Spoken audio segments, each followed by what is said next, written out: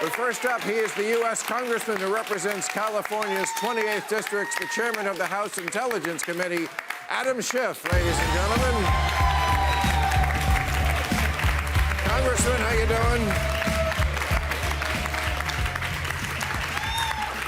Thank you very much. Appreciate it.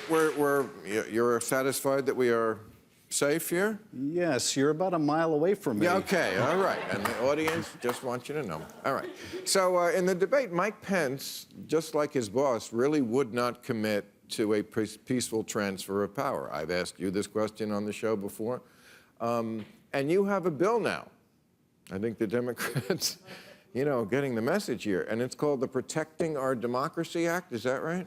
What is that? It is. After Watergate, Congress passed a whole package of reforms to try to address all the institutional breakdowns.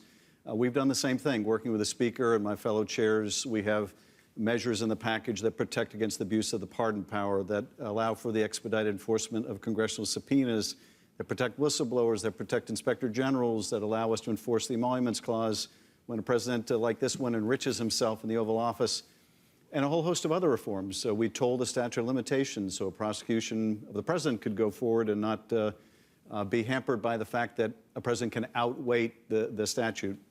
So these are... I don't expect, Bill, that the Republicans this year are going to support this. Next year, if we're fortunate and have a Biden presidency, I think they'll support these reforms because they're not going to want a Democratic president to do anything they allowed Donald Trump to do. Well, there's a senator, Mike Lee, says, this is his quote this week: "We're not a democracy. Democracy isn't the objective. Liberty, peace, and prosperity are." I kind of know what he means. He went on to say rank democracy can thwart that. The founding fathers were afraid of direct democracy. That is true. But for a senator to say we're not a democracy, it's not the objective, that's pretty dangerous talk, especially at this moment with this president. Absolutely. Absolutely. And it's all the more astonishing because we see around the world a real challenge to democracy. We see rise of autocracy, obviously, in Russia. We see totalitarianism in China. But we see in Egypt and Turkey with Erdogan, and the Philippines with Duterte, in Brazil, all over the world, a rise of autocrats challenging the very idea of democracy. So to have Republican senators say, yeah, rank democracy isn't such a good thing, that's music to Putin's ears, I'm sure. But in terms of the attacks on our own institutions, a president who, as you say, won't commit even to peacefully leaving the Oval Office if and when he loses, those kind of comments are just dangerous. So,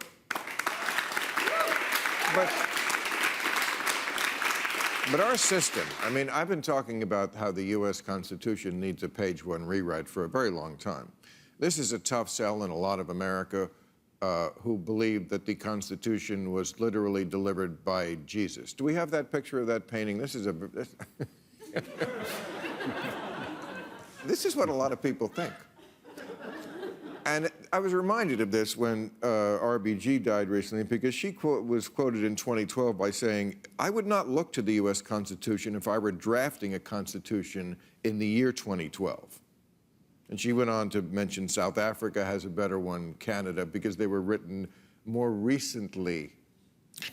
The European Convention on Human Rights, she said, was better. It's very hard to get a politician to talk about the Constitution, how it needs fundamental change, but the Electoral College, I could go on.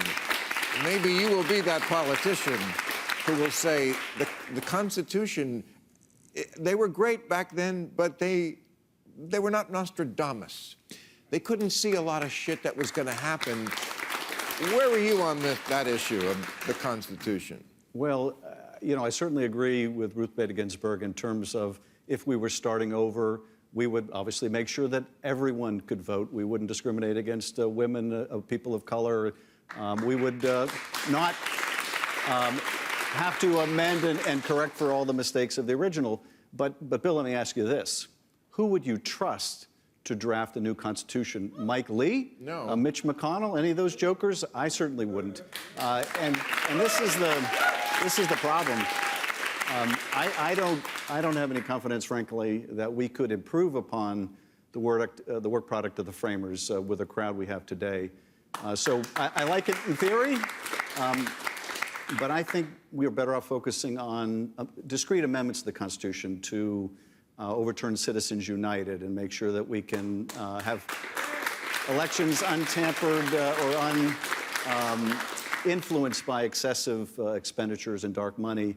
And I would favor doing away with the Electoral College system, which I think is antiquated. All right, so if there's a new Supreme Court justice, a lot of people are saying that Roe versus Wade will be overturned. But for a lot of the country, it's already been overturned. A lot of places in America, you can't get an abortion, and they have to drive to another state. Why hasn't Congress passed a law? Because the courts, of course, just rule on laws, but why isn't there a Roe versus Amendment law that you guys have done? I think there should be. I think we should take up a Roe v. Wade Enforcement Act or Protection Act. But I do think also we need to be mindful of the limitations of a statute. If the president is successful in further stacking the Supreme Court, that court would likely overturn any law Congress passes to protect a woman's right to choose. So we should try, and we should hope that we're successful in thwarting another right-wing justice that would overturn Roe v. Wade, that would take away people's health care, strike down the Affordable Care Act. But I think we need to be realistic about how far a law can go when the Supreme Court is hell-bent on overturning it.